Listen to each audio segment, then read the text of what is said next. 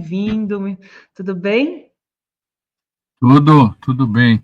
Eu sou o que restou da manhã na academia. Tá certo, muito bem, parabéns. Tem que ir mesmo, né? Tem que Eu acho uma fazer. estupidez da minha parte, Certíssimo. mas o que eu vou fazer? Eu pago para alguém me liquidar, entende? Torturar. É, Ai, ai, eu sei o que é isso, Lênia. Também. A gente, né, Rovai? A gente vai 2 vezes na semana também. E é chato, mas tem que fazer, né? sim. É, Mas tá certo. Mas, Lênion, e vamos falar de aqui o assunto que só está se falando muito, que é essa saída, a anistia. A gente até já ó, conversou um pouco sobre isso, mas essa saída foi ganhando forma e agora parece que já tem apoio até do Supremo, porque o ó, Barroso deu aquela entrevista dizendo sim. que sim, o Congresso pode discutir as penas. E aí eu te pergunto, o que você está achando do crescimento dessa discussão de que pode haver aí essa redução de penas para quem não era mandante da tentativa Calma. de golpe e o aumento para quem é? Não, pior, aí, você acrescente algo na sua fala. Isso vai beneficiar inexoravelmente o Bolsonaro. Não tem como um projeto desse não beneficiar Bolsonaro. Tem muita cortina de fumaça e tal, já falei isso no X, enfim. Isto vai beneficiar Bolsonaro, vai beneficiar todos os mandantes, essa gente toda. O governo foi fraco nessa história, de algum modo, foi deixando, ficou tudo nas costas do Supremo. O Supremo, eu dizia aqui, eu disse até onde essa corda vai, até onde o Supremo aguenta, e houve um momento em que o Supremo se entregou, alguma coisa assim. A entrevista do Barroso foi, digamos, o código, né, a chave que desencadeia todo o processo. Mas tudo começa com o truque narrativo do caso da moça do batom. Aquilo ali foi o elemento desencadeante, foi a coceira que virou essa gangrena. É, é, houve pouca reação, ah, gente progressista que ficou com pena também. Há muito, existe progressistas fofos no Brasil, fofos, assim, são fofos. Qualquer coisa eles ficam com peninha dos golpistas, enfim, aí tem o discurso, se é contra eles, é contra nós, um dia, não sei o que. Bem, conheço muito isso. Bom, o resultado está aí, é uma coisa bem brasileira, nós não conseguimos levar algo desse tipo até o final, a gente não conseguiu fazer uma anistia, a gente não conseguiu fazer justiça de transição. Começa lá atrás. Sempre tem as anistias. Juscelino anistia, que deram o golpe depois. A anistia que foi feita, autoanistia para os torturadores militares, que de lambuja acabou beneficiando os opositores, né? Isso em 79. O Supremo podia ter declarado isso inconstitucional e aí foi condescendente e acabou deixando, porque na época o governo estava favorável, digamos, para a paz. Então, lembro que o presidente supremo era o Nelson Jobim, me parece, e ele Eros Grau, que era uma espécie de líder do governo Lula dentro do Supremo, né, no bom sentido, assim, que ele era o mais próximo de Lula, chorou, inclusive, quando deu o voto pela constitucionalidade da lei da anistia. Lembram disso? Lembram disso? A gente esquece essas coisas, né? Então, tudo isso está na conta do débito republicano nosso, e chega um momento que a conta chega, a conta vem com juros de cartão de crédito, nós não conseguimos fazer justiça e transição, nós não conseguimos deixar os fantasmas do passado, e chegamos tudo junto com executivo, legislativo, judiciário, para fazer um acordo para, de algum modo, perdoar os que quase acabaram com a democracia. Isso é negociar o inegociável. Vou repetir, não se negocia o inegociável. Isto é um harakiri institucional, um erro histórico. Não se perdoa golpista em lugar nenhum do mundo. A democracia não pode ser autocontraditória e autofágica. I rest my case. Eu cansei disso, de dizer essas coisas, e pronto. E aí vem a segunda fase. O projeto não vai beneficiar Bolsonaro. Anotem aí, colhem na geladeira. Anotem aí com ímãs de geladeira. Eu estou dizendo que vai. Eu falei exatamente isso aqui quando fiquei sabendo dessa proposta, Lênin. Que assim, se esse projeto for ser de fato apresentado e aprovado no Senado, alguém vai botar um jabuti nele. Não precisa jabuti, querido. Não precisa jabuti. Então, porque eles estão falando que só reduziria para quem não é liderança. Aí para a liderança aumentaria. Ele é o líder. Não, é que o direito, o diabo mora nos detalhes, entendeu? O direito é tão complexo que essas coisinhas passam desapercebidos. É como na medicina, né? Uma costurinha ali, um ponto fora do lugar mata o cara. No direito, uma vírgula acaba ou beneficia. É impossível um projeto desse tipo não beneficiar Bolsonaro e companhia. Então, não precisa nem jabuti, querido Renato Rovai, Dri, não precisa. O projeto inexoravelmente beneficiará Bolsonaro e et caterva. Estou dando a notícia ruim, mas alguém tem que dizer isso, né? Eu lamento comunicar aqueles que são simpáticos a isso, pela conciliação nacional, pelo Weber, pelas propostas patrimonialistas nossas, né? O Brasil é um país estamental, patrimonialista, as elites sempre se adiantam, e é isso. Porque inclusive o Jacques Wagner não, é ótimo, porque vai reduzir para quem eles, né, tem uma ala aí do governista que está achando que é uma boa saída para que sigam, né, para que cesse a discussão do outro projeto, que aí era liberar tudo, né? O outro projeto é inconstitucional.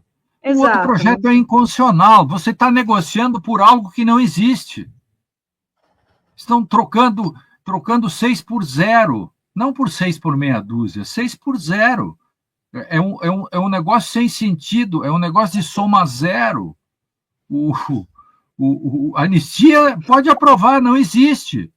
É ridícula a aprovação de uma anistia nesse tipo. Então, não tem o que negociar.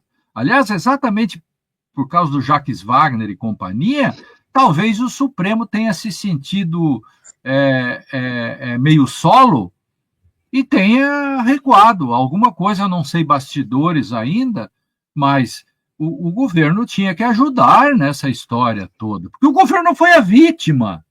Veja, a vítima é a democracia representada pelo governo. Portanto, é como alguém que sofre uma violência e fica olhando de fora, não se importando. Não, a vítima tem palavra, porque ele é vítima. Atenção, vou dar outra notícia aqui. O governo, que quase foi derrubado, aliás, o que diz a lei? Tentar derrubar um governo legítimo. O governo legítimo é vítima, é como que alguém que leva um tiro e vai depor e ele tem que dizer o que aconteceu e ele tem palavra.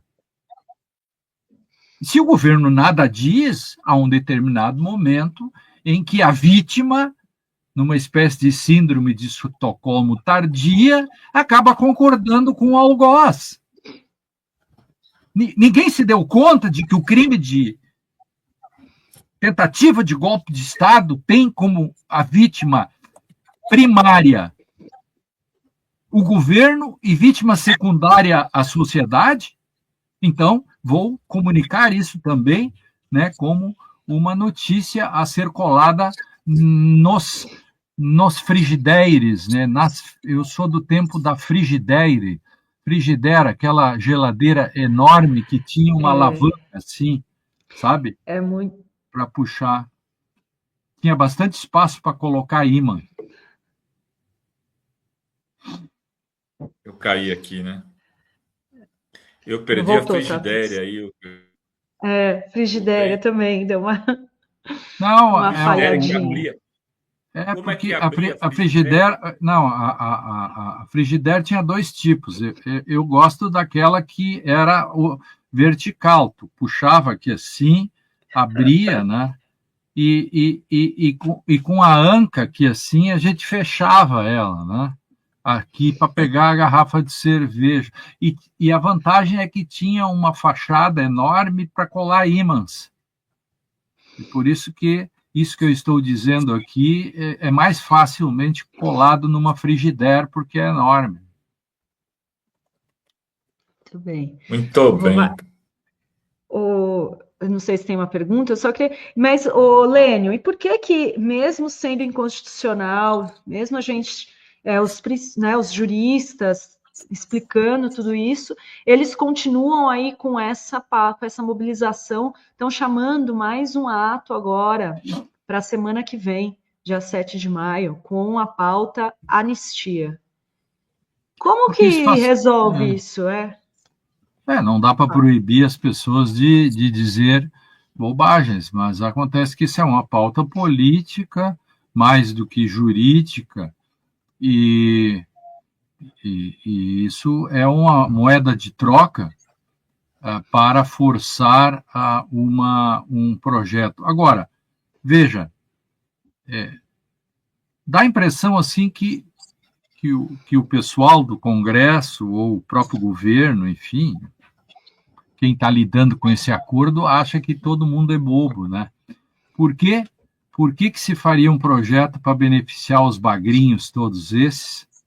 Que, aliás, é uma lei que no mundo todo não seria viável, porque uma lei nunca pode ser uma lei dirigida a um efeito concreto dessa. A lei, esta é uma lei proibida de se fazer, porque é uma lei que não tem generalidade e tal. Isso é um outro problema. Né? O Brasil inova na penologia ou no direito penal, mas as pessoas pensam que uma lei desse tipo não atingiria e não beneficiaria Bolsonaro. Qualquer lei que fizerem desse tipo, a menos que eu ou alguém com muito cuidado fizesse a redação dessa lei, exatamente esta lei não beneficiaria Bolsonaro, mas isso teria que ter uma técnica muito apurada para que a lei não beneficiasse, porque qualquer coisa que você modifique, vou te dar o maior exemplo, uma das coisas que o Supremo acabou derrotando o próprio Barroso foi na tese de que, como existem dois tipos penais, você tenta dar o golpe de Estado e você tenta abolir com violência. É possível que você faça as duas coisas. Ao mesmo tempo que você tente fazer o golpe, você usa a violência. É o que aconteceu. Então, você soma, a gente chama isso de concurso material de penas. Se o projeto disser que, nesses casos, se tem concurso formal ou algo assim, o Bolsonaro já sai com a pena pela metade. Sim. Esse é o ponto.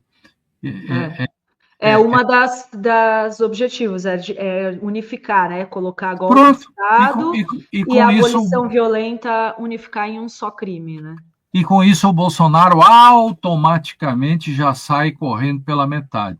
E dependendo da redação, a própria questão dos outros crimes acabam diminuindo também, ou até sendo extintos, a depender de como será redigido. Quando vier a primeira redação, vamos falar aqui, eu prometo, quando chegar a primeira redação, eu explico onde estão os furos aí, onde está o busilis da coisa. E agora, a questão que também é importante, pode beneficiar, então, nessa questão da condenação da pena, né, de ele ter aí uma pena menor. Mas e a questão da inelegibilidade? Como ele foi... isso não afetaria, pega. né? Não, isso não pega, não.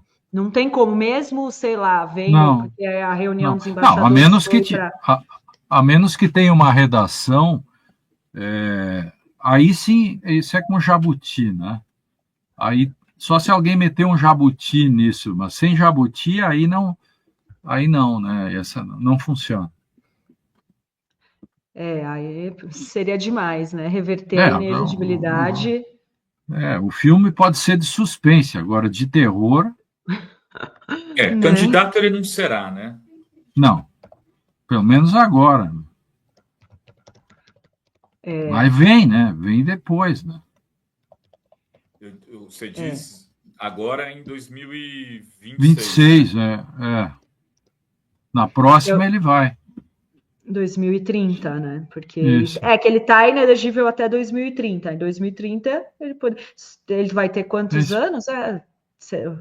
Vai ter a idade do Lula, né? Isso não, ele pode, porque termina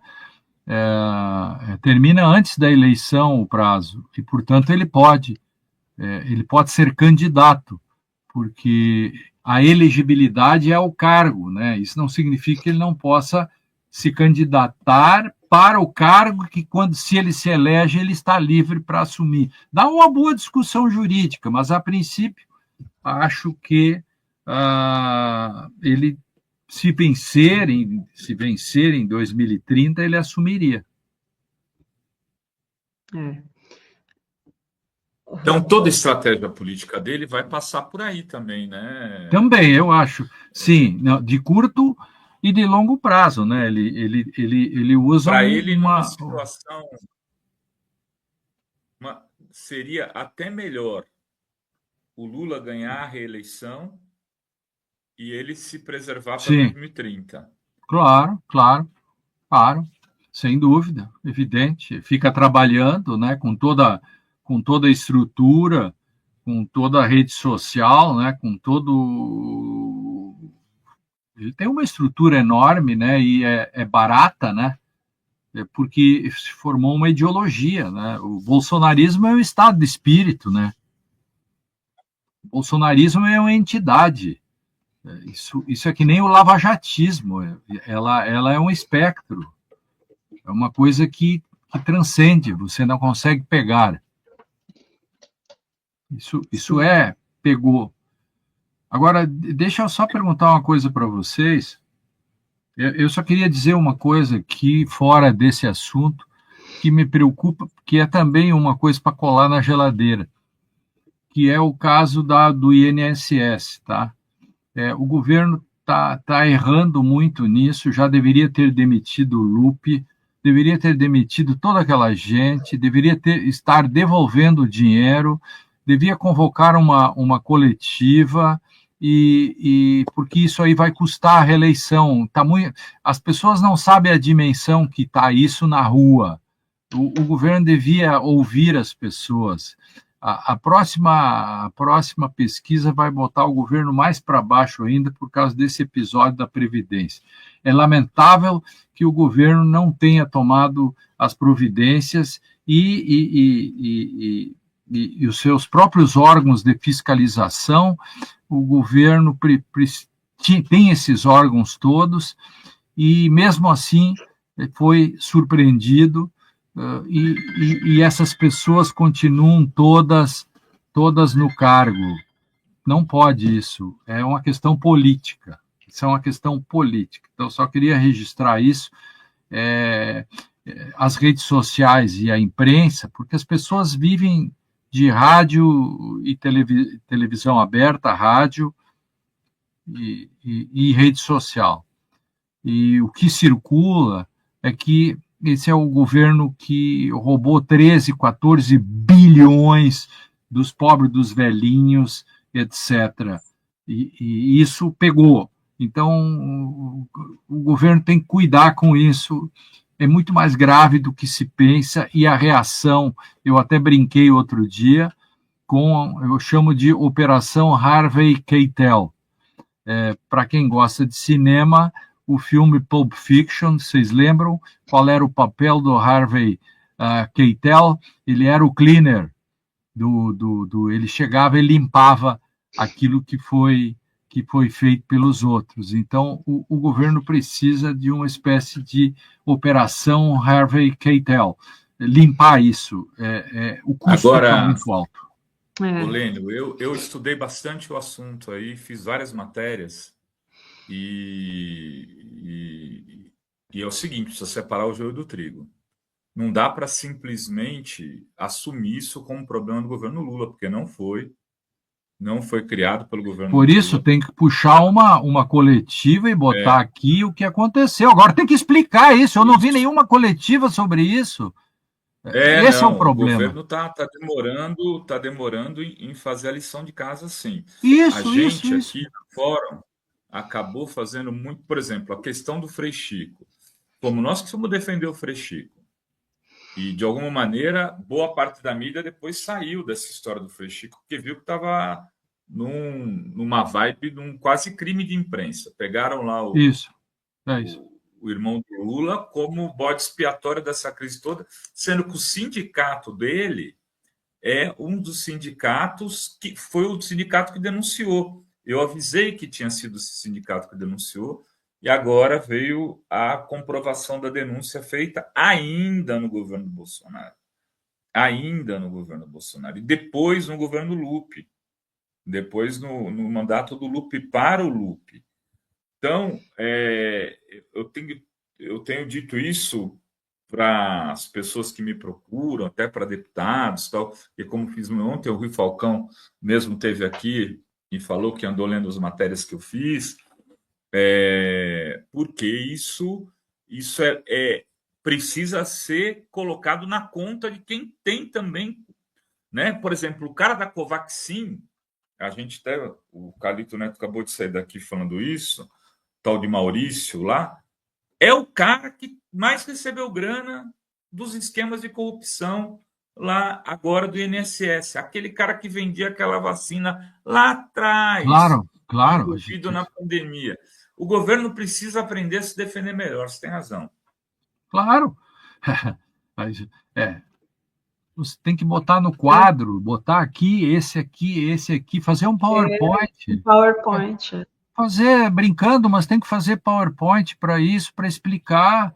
Não é possível que ele vá levar toda essa carga que se sabe que é uma grande confusão que já vem de governos. Isso é óbvio, mas tem que ser dito. Hoje, para você ter uma ideia, eu zapeando, ontem eu vi um programa, anteontem, um programa aqui no Rio Grande do Sul, um programa que começa às 18h, é um programa de extrema direita e extrema direita.